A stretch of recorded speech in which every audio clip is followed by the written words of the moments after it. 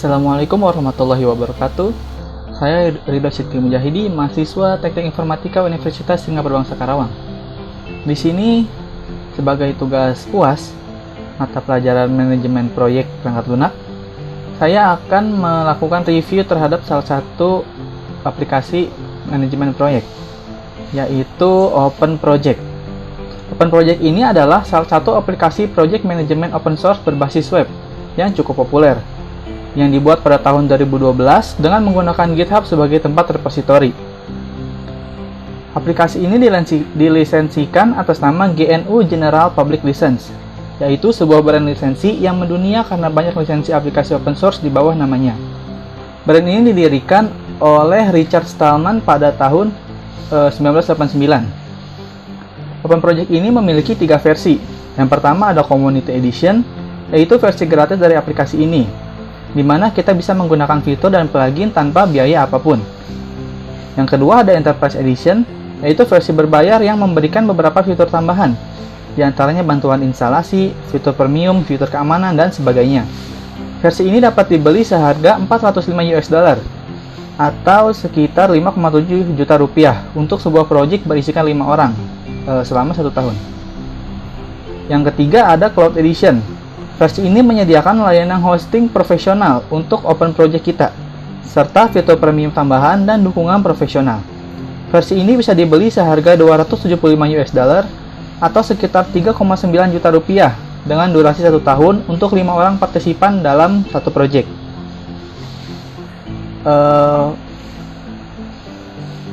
Selanjutnya akan kita langsung ke aplikasi open project-nya. Di sini saya menggunakan browser untuk membuka aplikasi Open Project ini. Dan saya menggunakan trial yang masih tersisa 13 hari. Ini tampilan saat masuknya. Langsung aja kita coba buat project baru. Dengan menekan tombol ini, kita bisa langsung menginvite user lain di sini. Ini tombol untuk membuat project baru.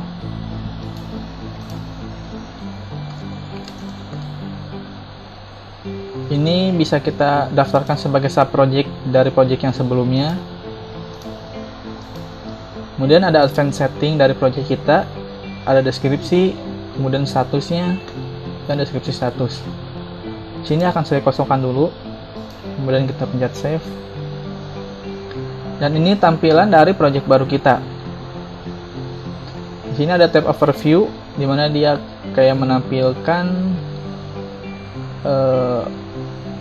ada overview dari project-project kita, ada deskripsi, status, kemudian member yang terlibat, dan detailnya. Langsung kita ke tab yang kedua, ada work packages.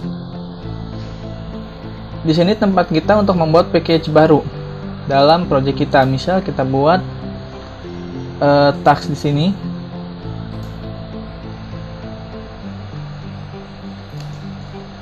Kita buat new task, kemudian deskripsi tasknya.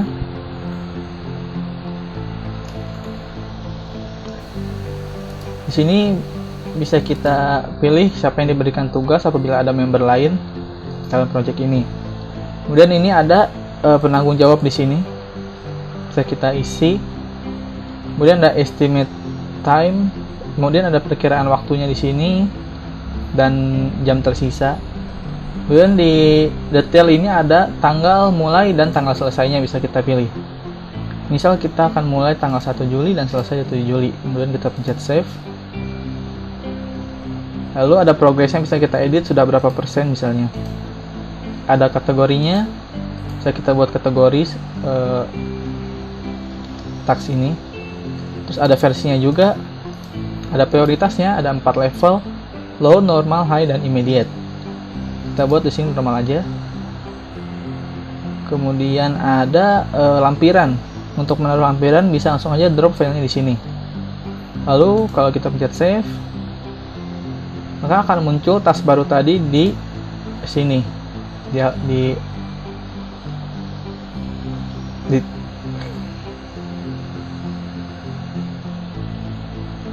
Lanjut ke tab yang kedua, ini ada papan atau boards.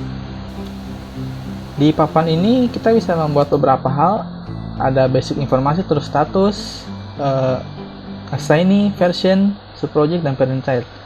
Misal kita akan buat papan basic aja. Nah, di sini kita bisa buat kartu baru. Misal kita akan membuat kartu sebuah tugas di sini.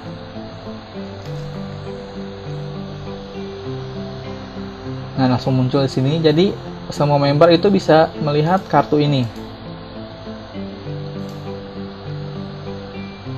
Bisa juga kita ganti statusnya.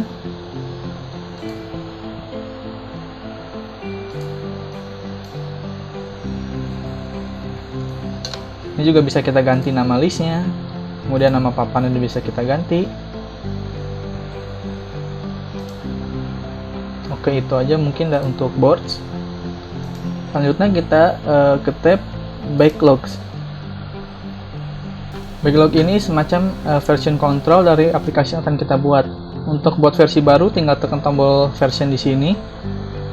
Nah, ini untuk membuat versi baru. Misal kita buat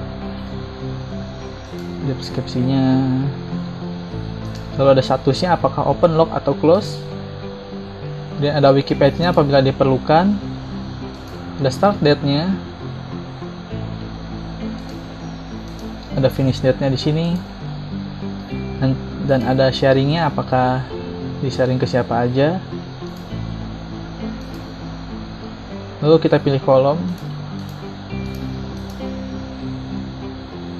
Nah, ini contoh backlog version yang kita buat tadi.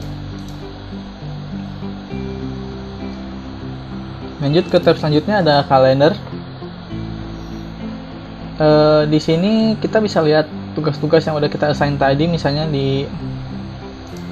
tadi kita membuat tugas baru di bulan Juli, maka akan muncul di kalender. Ada nama projectnya, kemudian statusnya, assignee-nya, dan priority-nya bisa dilihat di sini kalender. Bisa juga kita lihat per minggu atau mingguan.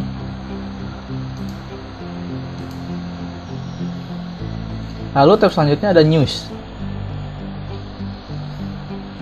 Di sini kita bisa buat sebuah berita yang bisa dilihat sama semua member project. Misal kita buat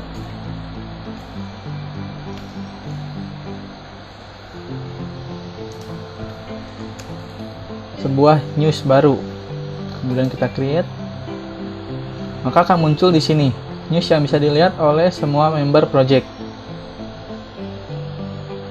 Lanjut ke tab time and cost. Ini kita bisa ngatur cost dari cost report dari project kita. Ini projectnya project baru, kemudian usernya, kita bisa menambahkan filter, lalu ada unitnya, kemudian misal kita apply, atau bisa juga kita langsung export ke format XLS report tadi. Oke, selanjutnya ada tab wiki. Di sini kita bisa menaruh resources berupa info-info, berita, atau data-data lain berupa deskripsi teks di sini, atau bisa juga berupa lampiran file yang bisa langsung taruh di sini. Itu tadi wiki. Selanjutnya ada tab meetings. Ini apabila kita mau membuat meeting baru dengan member lain. Misalnya kita buat di sini meeting baru. Lalu kita bisa masukkan tanggalnya di sini, tanggal dan waktu, kemudian durasinya dan partisipannya. Di sini kita bisa invite siapa aja kalau ada member lain. Kemudian kalau kita create, kemudian di sini ada untuk menuliskan agendanya, ada apa aja di meeting tersebut misalnya. Lalu kalau mau menaruh lampiran bisa langsung taruh di sini. Kemudian ada komen juga. Lalu kita pencet save, maka akan muncul di tab meetings tadi. Nah, ini misalnya meeting yang kita buat barusan. Lalu ada tab member. Untuk ngelihat member-member yang terlibat di sini. Buat nambahin member baru, kita bisa masukin email mereka misalnya. Terus masukin role-nya. kemudian kita pencet add, maka akan menambahkan member tersebut di step ini. Terakhir ada tab project setting. Ini buat mengatur hal-hal terkait project kita. Misal nama projectnya bisa kita ganti, kemudian deskripsinya. Ini pada saat membuat tadi bisa kita ganti di sini. Terus ada modul-modulnya yang kita perlukan apa aja. Ada tipe work package-nya yang kita perlukan apa aja, bisa di checklist kalau mau menambahkan tipe itu. Terus ada field-nya bisa kita custom, misalnya di sini. Terus ada version yang tadi sebagai yang baru dibuat di version control tadi, muncul di sini juga ada. Terus ada time tracking activities-nya, bisa kita unchecklist aja yang nggak kita butuhkan. Kemudian backlogs-nya juga bisa kita setting. Selanjutnya ada di storage yang kita perlukan. Ini ada work package kategorinya yang tadi masih kosong, bisa kita tambahkan di sini.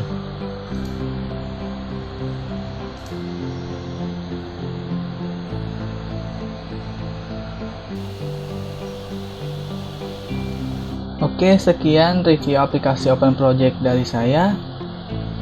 Jadi, kelebihan dari Open Project ini adalah yang pertama mudah didapatkan, kemudian bisa digunakan secara gratis. Fitur-fiturnya juga cukup banyak. Tapi kekurangannya adalah menu di sini tidak selengkap yang ada di Microsoft Office Project. Terus juga aplikasi ini masih berbasis APA dan terkadang terjadi error pada saat dijalankan untuk mengakses file. Jadi kesimpulannya, Open Project ini aplikasi yang cukup worth it untuk digunakan apabila kita akan memulai sebuah project. Sekian dari saya, semoga bermanfaat. Wassalamualaikum warahmatullahi wabarakatuh.